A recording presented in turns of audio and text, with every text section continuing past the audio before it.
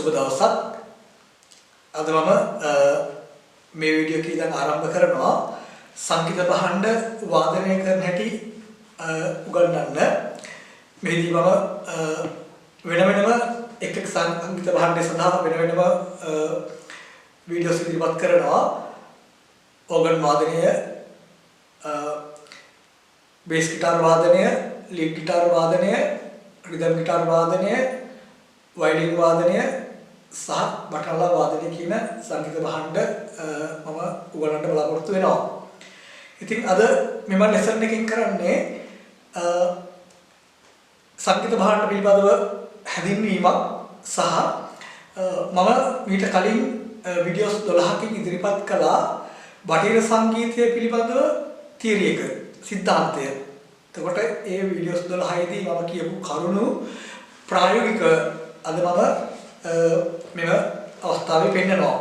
ඉතින් මෙව අද කරන මෙව හඳුන්වා දීමේ වීඩියෝ එකෙන් පස්සේ අපි මම ඉදිරිපත් කරනවා ඒකේ සෑම සංගීත භාණ්ඩයක්ම වෙන වෙනම ක්‍රමානුකූලව මුල සිට වාදනය කරන ආකාරය. දැන් අපි බලමු මගේ ඒ තියරි ලෙසන් එකේ මම කියපු දේවල් දැන් ඔයගොල්ලන්ට ප්‍රායෝගිකව පෙන්නන්නම්. ඒ සඳහා සූසුම සංගීත භාණ්ඩය තමයි ඕගන් එක. ඉතින් ඕගන් එකේ මේ කීබෝඩ් එකෙන් මම පෙන්නන්නම් සංගීතය සඳහා නෝට්ස් 12ක් තිබෙනවා. ස්වර 12. ඒ ස්වර 12 මේ ඕගන් එකේ කීබෝඩ් එකේ මේ සුදු පාට කීස් වලින් පෙන්වන්න කරනවා. ඒ මම කියපු ෆුල් ටෝන්ස් නැචරල් නෝට්ස් පෙන්වන්න කරනවා 7ක් තියෙනවා. එතකොට සෙමිටෝන්ස් අපිට තව ෆ්ලැට් ටෝන්ස්, ෆ්ලැට් නෝට්ස් කියනවා, ෂාප් නෝට්ස් කියනවා. ඒවා පහක් තියෙනවා. ඉතින් මේ කළු පාට බ්ලැක් කීස් 2යි, බ්ලැක් කීස් 3යි මේ ආකාරයට තියෙන්නේ මේ සෙමිටෝන්ස් පහ. මේ ෆුල් ටෝන්ස් නැත්නම් නැචරල් නෝට්ස් 7 ඇතුලේ තියෙන්නේ. ඉතින් එතකොට මතක තියාගන්න විශේෂයෙන්ම අපි දැන් මේ ඕගන් එකක දැන් පළවෙනි නෝට් එක C නෝට් එක. C නෝට් එක සම්විතම තියෙන්නේ මේ බ්ලැක් කී දෙකකට ඉස්සරහයි. එතකොට කියනවා බ්ලැක් කීස් 3කට කලින් තියෙන F නෝට් එක. එතකොට C නෝට් එක තියෙන්නේ මේ කීබෝඩ් එකේ ඕනම තරකින් මේ බ්ලැක් කීස් දෙකකට කලින් තියෙන C නෝට් එක. ඉතින් මේදී අපි බලමු මේවට හඳුන්වපු නම් අපි එතකොට මේ C නෝට් එක ඊළඟට D නෝට් එක E නෝට් එක F G A B C නැවත C නෝට් එකට එනවා. ඉතින් මේදී මේ C D නෝට් එක අතර තියෙන මේ බ්ලැක් නෝට් එක C නෝට් එකට වඩා හඩ ඉහළයි. ඒ නිසා C sharp කියන්නේ තියුණුයි කියන එක, ඉහළයි කියන එක C sharp. ඒ වගේම මේ D නෝට් එකට පිටුපසින් තිබෙන නිසා D flat කියලා කියන්න පුළුවන්. හඩ පහ D flat. ඉතින් නමුත් වැඩි වශයෙන් ලෝකයේ වැඩි දෙනෙක් භාවිත කරන්නේ C sharp කියන නම මත තබා ගත යුතුයි. ඒකට මේ දෙවනි බ්ලැක් කී එක තියෙන්නේ D නෝට් එක සහ E නෝට් එක කියන නෝට් දෙක අතර. ඉතින් ඒක නිසා මේකට D වලට වඩා තියුණු හඩ ඉහළ නිසා D sharp කියන්න පුළුවන්. ඒ වගේම E නෝට් එකට පිටුපසින් හඩ පහක් නිසා E flat නෝට් එක කියන්න පුළුවන්. නමුත් ලෝකයේ වැඩි දෙනෙක් වැඩි වශයෙන් මෙම නෝට් එකට භාවිත කරන්නේ E flat නෝට් එක කියලා. ඊළඟට මෙම නෝට් එක තිබෙන්නේ F sharp නෝට් එක සහ G නෝට් එක අතර. එතකොට F නෝට් එකයි G නෝට් එකයි අතර. ඉතින් මෙම නෝට් එක නිසා F නෝට් එකට වඩා හඩ තියුණු නිසා F sharp ලෙස හඳුන්වනවා. G නෝට් එකට වඩා හඩ පහක් නිසා G flat ලෙස හඳුන්වන්න පුළුවන්. නමුත් වැඩි දෙනෙක් වැඩි වශයෙන් භාවිත කරන්නේ F sharp කියලා මෙම නෝට් එක. මෙම නෝට් එක A flat නෝට් එක කියලා වැඩි වශයෙන් භාවිත වෙන්නේ. නමුත් G නෝට් එක සහ D නෝට් එකට හඩ ඉහළ නිසා G sharp කියලා කියන්නත් පුළුවන්. නමුත් වැඩි දෙනෙක් භාවිත වෙන්නේ A flat කියලා. මෙම නෝට් එක A සහ B කියන නැචරල් නෝට්ස් දෙක අතර තියෙන්නේ. මේකට වැඩි දෙනෙක් භාවිත කරන්නේ B flat කියලා. නමුත් A sharp කියලා කියන්න පුළුවන්. ඉතින් ඊළඟට අපි බලමු සංගීතයේදී ගීතයක් ගායනා කිරීමට නැත්නම් මෙලඩි එකක් ප්ලේ කරන්න අපිට ඔක්ටේව්ස් තුනක් ඕන. ඔක්ටේව් එකක් කියන්නේ මේ C note එකේ ඉඳන් C note එකට තිබෙන මේ notes 8ට. අර සිංහලෙන් සංගීතයේදී කියන්නේ සප්තකය කියලා. C note එකේ ඉඳන් B note එක දක්වා ස්වර 7ට සප්තකය කියනවා. මට සංගීතයේ ඔක්ටේව් එකක් කියලා කියනවා. C note එකේ ඉඳන් C note එකට මේ notes 8. ඉතින් ඔක්ටේව්ස් තුනක් ඕන අපි මේ මෙලඩි එකක් වාදනයකට. එතකොට මැද මේ අපි සාමාන්‍ය කටහඬ අපි ගායනය සඳහා කටහඬ මට්ටම තියෙන ඔක්ටේව් එක සප්තකය මධ්‍ය සප්තකය නැත්නම් අපි කියනවා මිඩල් ස්කේල් එක කියලා. ඊට වඩා ඉහළින් notes අපි ගන්නකොට ඒක සදා high notes තියෙන මේ එක high scale එක කියලා හඳුන්වනවා. ඊළඟට මධ්‍ය මිඩල් ස්කේල් එකෙන් පල්ලෙහාන් තියෙන මේ ස්කේල් එක මේ ඔක්ටේව් එක ලෝ ස්කේල් එක වශයෙන් හඳුන්වනවා. ඉතින් මම තියා ගන්න ඕන මිඩල් ස්කේල් එකේදී නෝට් එකට සාමාන්‍යයෙන් අපි ABCD කියලා ලියන්නේ.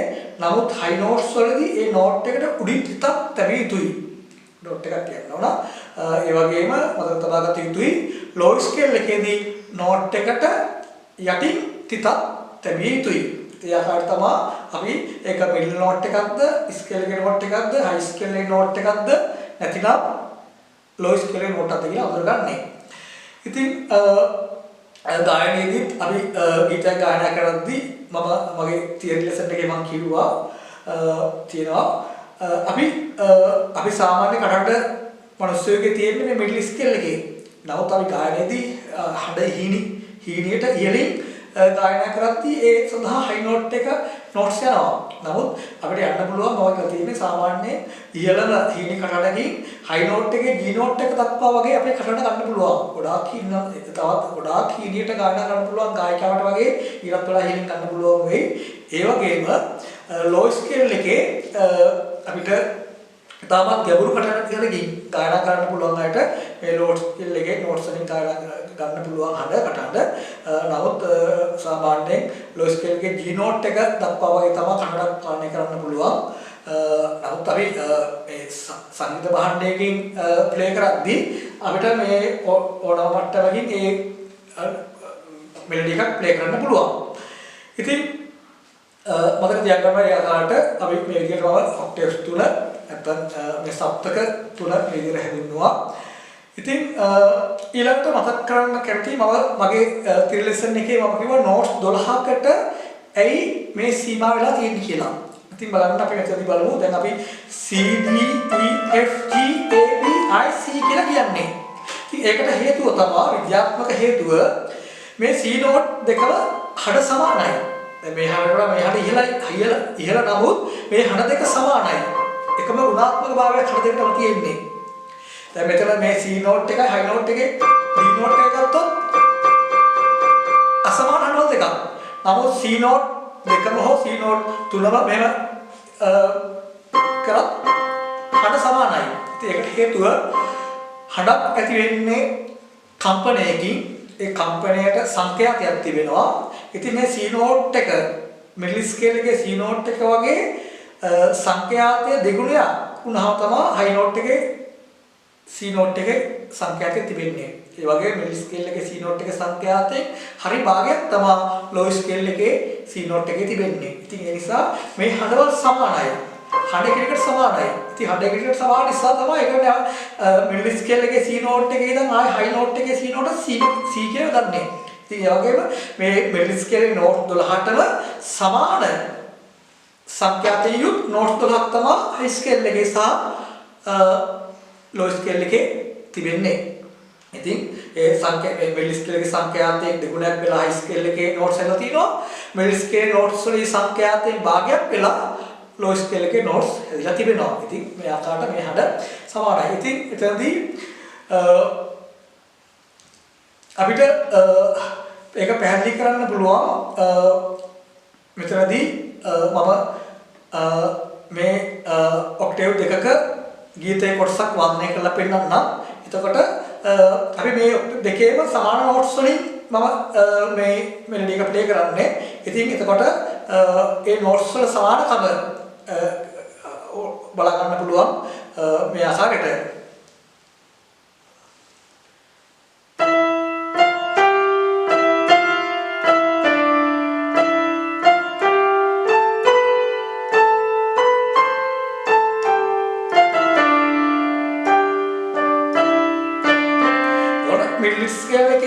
මම ප්ලේ කරපු නෝට්ස් වලින්ම තමයි මේ වම් අතින් ලෝ ස්කේල් එක ප්ලේ කරේ. ඉතින් ඒ ගීතයේදී කිසිම නෝට්ස් වල අපහැදිලිකමක් අමීරිභාවයක් තිබුණේ නැහැ. දෙකේ සමානකම තේරෙනවා. නමුත් මම මෙතනදී මිඩල් ස්කේල් එකේ D ස්කේල් එකේ D වෙන ස්කේල් එක මේ වාදනය කරන ගමන් මේ වම් අතින් මම වාදනය කරන්න ලෝ ස්කේල් එකේ C. එතකොට ස්කේල් දෙකක. ඒතකොට ස්කේල් දෙකක යද්දී නෝට්ස් වල අසමානතාවය නෝට්ස් දෙක අසමානතාවය පේනවා බලා ගන්න පුළුවන්. ඒ අමීරිභාවය සහ නොගැලපීම.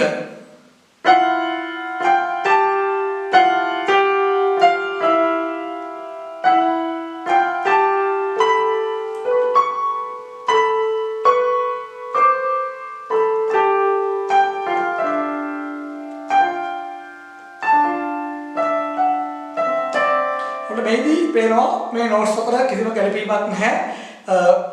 මේ නෝට්ස් දෙක ස්කේල් දෙකක් නිසා එහි තියෙන ඒ නෝට්ස් වල නොගැලපීම ඒ සංඛ්‍යාත අසමාන වීම සඳහා නෝට්ස් වල නොගැලපීම එහිදී පෙන්වු කෙරුණා. ඒක පැහැදිලිව. ඉතින් අපි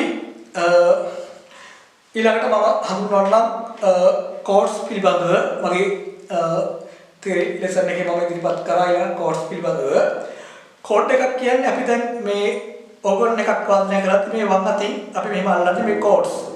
එතකොට කෝඩ් එකක් කියන්නේ නෝට්ස් 3ක්, නෝට්ස් 4ක්, නෝට්ස් 5ක් එකට එකතු කරලා වාදනය කිරීම.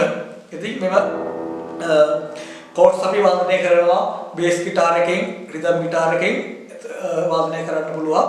ඉතින් මේ බේස් ගිටාර් එකෙන්, රිද්ම් ගිටාර් එකෙන් ඒ වාදනය වෙන කෝඩ්ස් වල හඬ තමයි අපි මේ වම් අතින් අල්ලලා මේ ඕගන් එකෙන් මෙතන මෙහෙම නෝට් කෝඩ් එක ඇල්ලුවාම අපිට බේස් ගිටාර් එක වාදනය වෙන එක සහ රිද්ම් ගිටාර් එක වාදනය කරන හඬ මේ ඕගන් එකෙන් අපිට ඇහෙනවා. කෝඩ්ස් පිළිබඳව මම මේ ඉදිරි ලෙසන් වලදී සම්පූර්ණයෙන්ම ෆැමිලි කෝඩ්ස් පහසුවෙන් අල්ලන ක්‍රම පිළිබඳව සියලු දේවල් පැහැදිලිව ඉදිරියට උගන්වනවා. ඉතින් අපි ඊළඟට බලමු මම තියරි ලෙසන් එකේ තව දෙයක් කිව්වා අපිට ඕනම ගීතයක් මෙලඩි එකක් ප්ලේ කරන්න පුළුවන් ඕනම ස්කේල් එකක ප්ලේ කරන්න පුළුවන්. නමුත් අපිට ගායනා කරන්න බෑ. ගීතයක් නිර්මාණය වෙන්නේ ඒ ගීතය සඳහා ගායනා කළ හැකි සුසු පිච් එකක තමයි ගීතයක් නිර්මාණය වෙන්නේ. නමුත් ප්ලේ කරන්න පුළුවන් ඕනම මෙලඩි එකක් song එකක් ඕනම ස්කේල් එකක ප්ලේ කරන්න පුළුවන්. දැන් අපි බලමු මම ගීතයක කොටසක් ස්කේල් කිහිපයක ප්ලේ කරලා පෙන්නන්නම්. ඒ වගේම එහිදී අද්දකින්ම එකම සමාන ස්කේල් දෙකක ඔක්ටේව් දෙකක ප්ලේ වෙන හැටි බලා ගන්න පුළුවන්. අපි දැන් බලමු නිල්ලස්තලේ කියන ගීතයේ කොටස. මම C මේජර් ස්කේල් එකේ මෙව ගීතය යන්නේ නිල්ලස්තලේ. ඒතකොට C මේජර් ස්කේල් එකේ මේ ඔක්ටේව් දෙකක ප්ලේ කරලා පෙන්නනවා.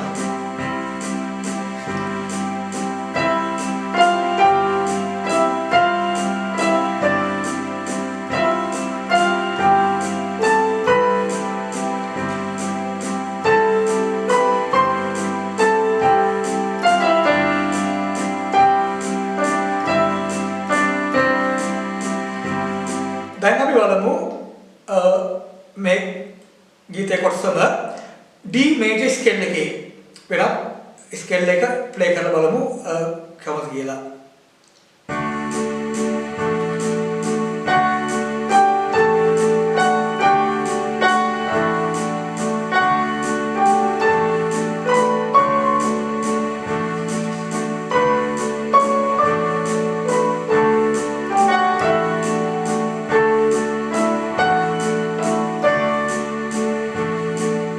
ඊළඟට බලමු E මේජර් ස්කේල් එකේ මෙල් එක ප්ලේ කරලා.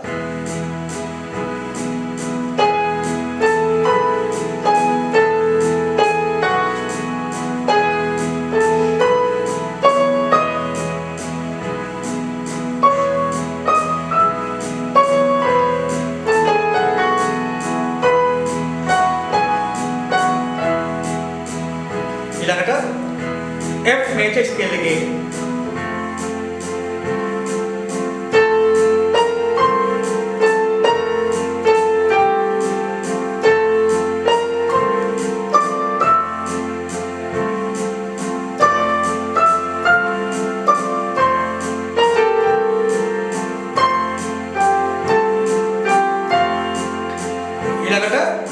G major scale එකේ මේ song එකම අපි play කරලා බලමු.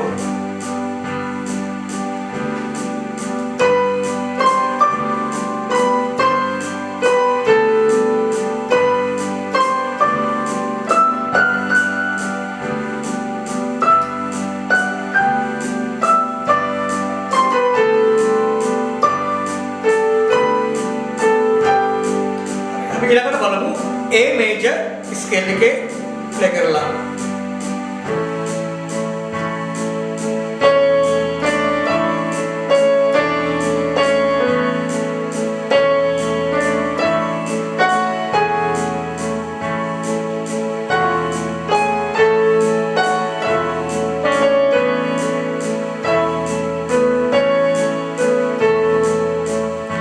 ඊළඟට B major scale එකේ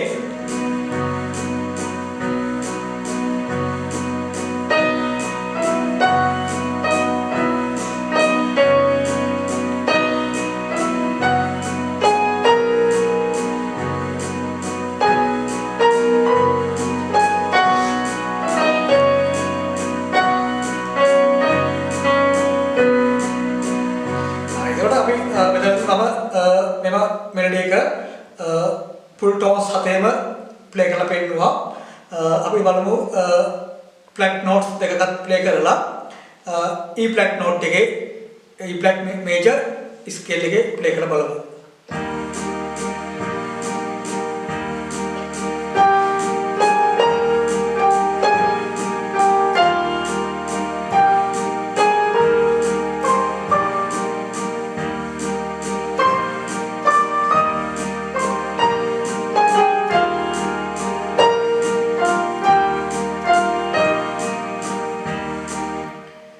මේ ආකාරයට මෙතනදී මට පැහැදිලි කරන්න අවශ්‍ය උනේ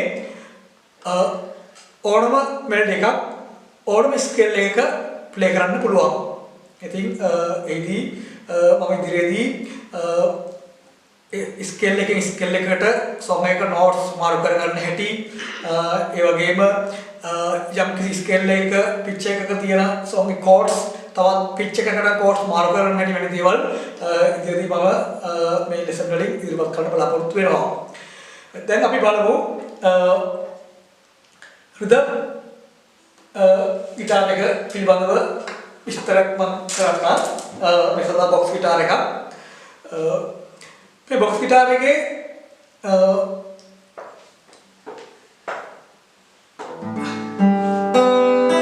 බොක්ස් ගිටාර් එක රිද්ම් ප්ලේ කරන්න පුළුවන්. ඒ වගේම ඉගෙන ගන්න කෙනෙකුට බේස් ඉගෙන ගන්නත් භාවිත කරන්න පුළුවන්. ඒ වගේම ලීඩ් ගිටාර් එකක් හැටියට මෙලඩිස් ප්ලේ කරන්න පුළුවන්. රිද්ම් ගිටාර් එකක් හැටියට මේ බොක්ස් ගිටාර් එක භාවිත කරද්දී අපි රිද්ම් කියන්නේ මේ වම් අතින් කෝඩ්ස් අල්ලන්න ඕන. ඒ වගේම මේ දකුණු අතින් රිද්ම් එක කියන්නේ තාලය. ගීතයකට තාල තියෙනවා. ඉතින් ගීතවල තාල නම් කරන්න පුළුවන්. waltz 1 2 3 තාලය, march 1 2 3 4 තාල 4 beats කියලා කියනවා. 4 beats march rock එතකොට මේ වගේ තියෙනවා beguine disco වගේ ආදි වශයෙන් රිද්ම්ස් අරක ගොඩක් තියෙනවා. ඉතින් ඒ ඔක්කොම මේ රිද්ම් වාදනයේදී ගන්න බලාපොරොත්තු වෙනවා. ඉතින් මේ ආකාරයට රිද්ම් ගිටාර් එක මේ අපි ඕගන් එකේ මේ වම් අතින් අලුත් කෝඩ්ස් තමයි මෙතනදී මේ අපි මේ C කෝඩ් එක මෙතනින් මෙහෙම අල්ලන්න පුළුවන්. low කෝඩ් එක වශයෙන් අඳුනනවා. ඒ වගේම C කෝඩ් එක මෙතනින් අල්ලන්න පුළුවන්. middle C ඒ වගේම C කෝඩ් එක මෙතනින් මේකෙන් අල්ලන්න පුළුවන්. high C කෝඩ් එක කියලා. ඉතින් මේ ආකාරයට ඒ වගේම අපි බලමු මේ විදිහට දැන් waltz රිද්ම් එක 1 2 3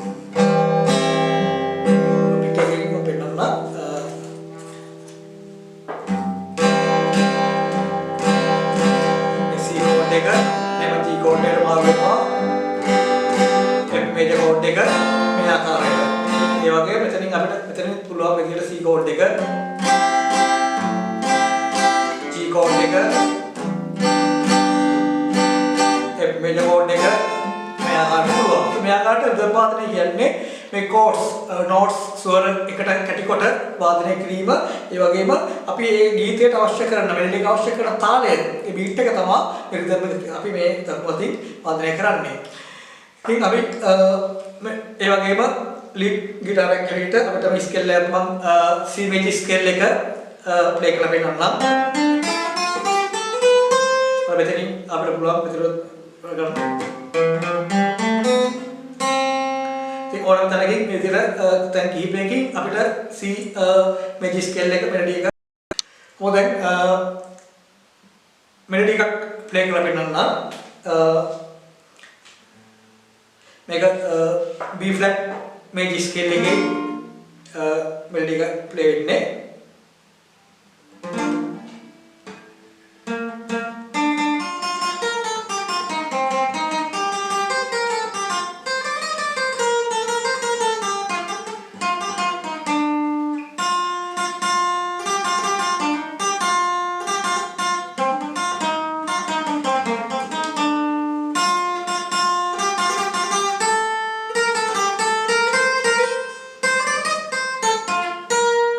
මේ ආකාරයට ලීඩ් ගිටාර් එක ආකාරයට මේ බොස් ගිටාර් එක පාවිච්චි කරන්න පුළුවන්. ඉතින් බේස් එක ගන්නකොට බේස් එක ගන්න කෙනෙකුට බොස් ගිටාර් පාවිච්චි කරන්න පුළුවන්. බේස් කෝඩ් මේ විදිහට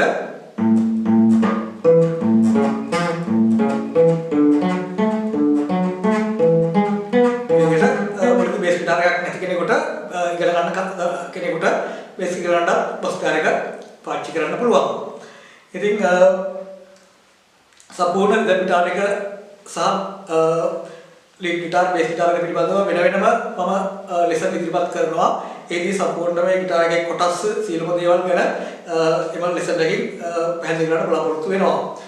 අපි ඊළඟට බලමු බේස් ගිටාර් එක පිළිබඳව වෙනම බේස් ගිටාර් එක මොකක්ද කරන්නේ කියන එක අලුතෙන්ම සංගීතය ඉගෙන ගන්න බලාපොරොත්තු වෙන අයට බේස් ගිටාර් එක කියන්නේ මොකද්ද බේස් ගිටාර් එකේ මොකද්ද කරන්නේ කියන එක මම පෙන්නන්නම්. ඉතින් මම බොක්ස් ගිටාර් එකේත් මම පෙන්නුවා බේස් කෝඩ්ස් ප්ලේ කරන හැටි. ඉතින් අපි ඕගන් එක මේ වම් අතින් මේ ප්ලේ කරන කෝඩ්ස් ප්ලේ කරද්දී වම් අතින් කෝඩ්ස් අල්ලද්දී ඒ ඕගන් එකේ බේස් හඬ සහ රිද්මට එනවා. ඉතින් ඒ අල්ලන කෝඩ් එකේ නෝට්ස් තමයි අපි මේ බේස් ගිටාර් එකේ ප්ලේ කරන්නේ. දැන් උදාහරණයක් C කෝඩ් එක C මේජර් කෝඩ් එකතොත් ඒ විදිහට C මේජර් කෝඩ් එක ප්ලේ කරන්න පුළුවන්. එතකොට මේ මහ කොට ඇඟිල්ලෙන් නැත්නම් මේ විදිහට මේ ඇඟිලි වලින් ප්ලේ කරන්න පුළුවන්. ඉතින් අපි බලමු දැන් මේකට අපි දැන් එක එක බීට් වර්ග තියෙනවා බේස් ගිටාර් එකේදී එක ගීත සඳහා බීට්ස් වර්ග තියෙනවා වෝල්ස් රිද්ම් ගිටාර් එක වගේම රොක් බීට් එක එතකොට මාර්ච් 6/8 බෙග්වින් ෂෝල් ඩිස්කෝ ආදී තියෙනවා. ඉතින් අපි එක වෙනම ඉදිරියේදී බේස් ගිටාර් වාදනයේදී මම ඒකින් එක බීට්ස් සහ ඒ සඳහා එන ගීත වලට එන කෝඩ්ස් සමග අපි බලන්න බලාපොරොත්තු වෙනවා. ඉතින් මෙහිදී අපි උනා ගීතයේ කොටසක් බලමු. ඉදිරියට ගම්බල් කියන ගීතය මේ විදිහට කෝඩ්ස් දෙනවා.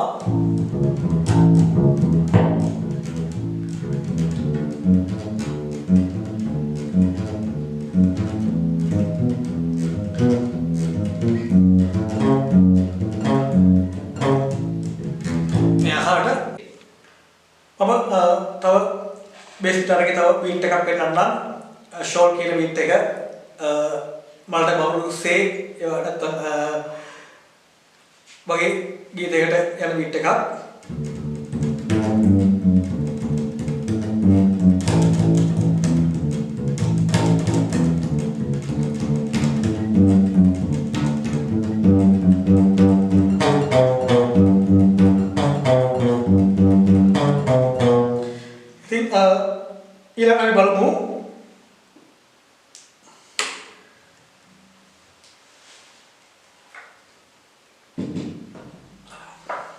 ඊළඟට බලමු අපි melodies play කරන්න පුළුවන් දැන් chords ප්ලේ කරන්න පුළුවන් බේස් ගිටාර් එකකින් රිද්ම් ගිටාර් එකකින් සාවකරන එකකින් නමුත් වයලින් වැනි සංගීත භාණ්ඩයකින් අපිට මෙලඩි එකක් විතරයි ප්ලේ කරන්න පුළුවන්.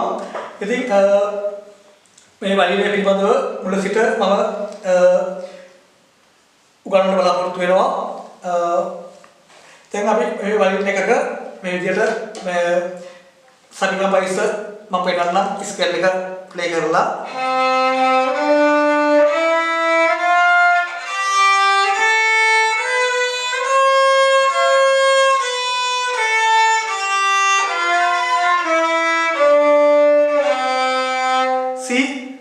C major scale එක මේ ඕවන් එකේ ප්ලේ කරලා C major scale එක තමයි මම මේ වයලින් එකෙන් ප්ලේ කරලා පෙන්නුවේ. ඉතින් ගීතයේ කොටසක් අපි බලමු වයලින් එකෙන්.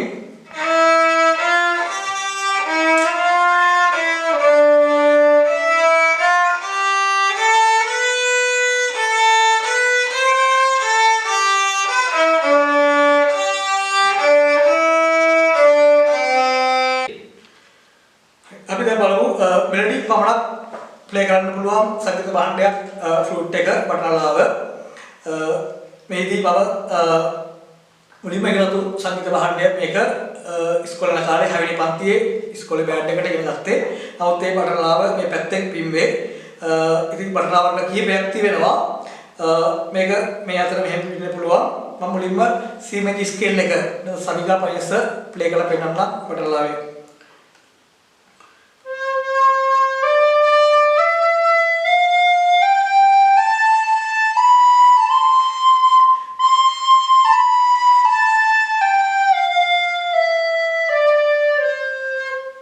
අපි ගීතයක් කොටසක් බලමු.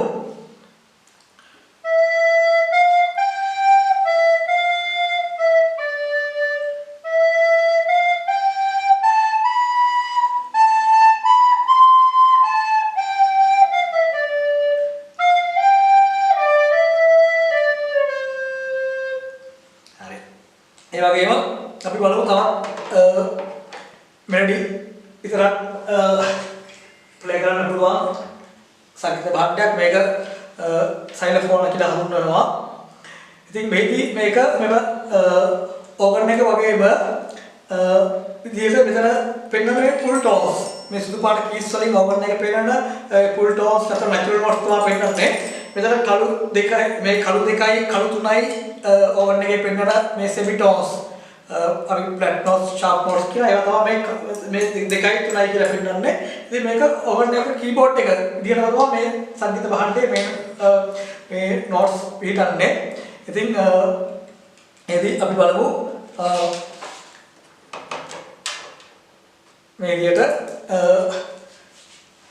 අපි සරිගම පයිස C major scale එක මම ඔයාලට පෙන්නන්නම් මේකෙන් ප්ලේ කරලා.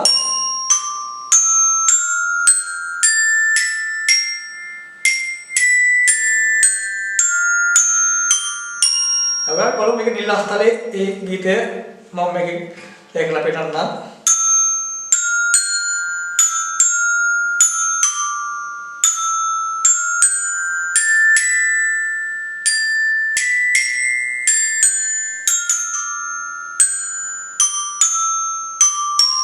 මේකෙදි මම වෙනම උත්සාහ කරන්නේ සෑම සංගීත භාණ්ඩයකම තියෙන්නේ සරිගම පදනි කියන මේ නෝට්ස් 12ම තමයි. ඉතින් ඒක නිසා ඒව එක එක සංගීත භාණ්ඩයේම නෝට්ස් 12 එක එක ආකාරයට පිළිලා තියෙනවා. ඉතින් මගේ වීඩියෝ 12කින් ඉදිරිපත් කරලා තියරි ලෙසන් එක ගැන හොඳ අවබෝධයක් ලබාගත්තු කෙනෙකුට ඊටමත් පහසුවෙන් ඕනම සංගීත භාණ්ඩයක් ඉගෙන ගන්න පුළුවන් වෙනවා. ඉතින් අද මම මේ සංගීත භාණ්ඩ පිළිබඳව සහ මගේ තියරි ලෙසන් එක පිළිබඳව හැඳින්වීමේ කොටස වීඩියෝ එක මෙතනින් අවසන් කරනවා. ඉතින් මේ වීඩියෝ එකෙන් පස්සේ මාත් එක්ක සම්බන්ධ වෙන්න පුළුවන් ඔයාලට මේවා සංගීත භාණ්ඩ වෙන වෙනම කීබෝඩ් වාදනය මුල සිට වෙන වෙනම මම උගන්වනවා. ඒ වගේම රිද්ම් ගිටාර් වාදනය, බේස් ගිටාර් වාදනය, සාරි ගිටාර් වාදනය, බටරලා වාදනය කරන විදිය, වයලින් එක වැනි සංගීත භාණ්ඩ පිළිබඳව වෙනම වීඩියෝ ඉදිරිපත් කරනවා. ඉතින් අපි නැවත අපේ ඒව සංගීත භාණ්ඩ වාදනය කිරීමේ වීඩියෝ එකකින් අපි නැවත හමු වෙමු. ඒ වගේම මම අඳුර දෙන්න කැමතියි මගේ ආක්ෂිතුක සහ ඉස්සරපුතා අද අපේ මේ හැදින්වීම වීඩියෝ එක සඳහා සම්බන්ධ වුණා. ඉතින් දෙන්නත් ඉතාමත් ආසාවෙන් උනන්දුවෙන් මගෙන් මේ සංගීත භාණ්ඩ වාදනය කිරීම ඉගෙන යනවා. ඉතින් ඔයගොල්ලෝ දකින්න ඇති ඒගොල්ලෝගේ සංගීත භාණ්ඩ ප්ලේ කරන වීඩියෝස් එහෙම මම YouTube එකේ දාලා තියෙනවා. ඉතින් අපි නැවත හමු වෙමු මෙවැනි වීඩියෝ එකකින්. ජය වේවා.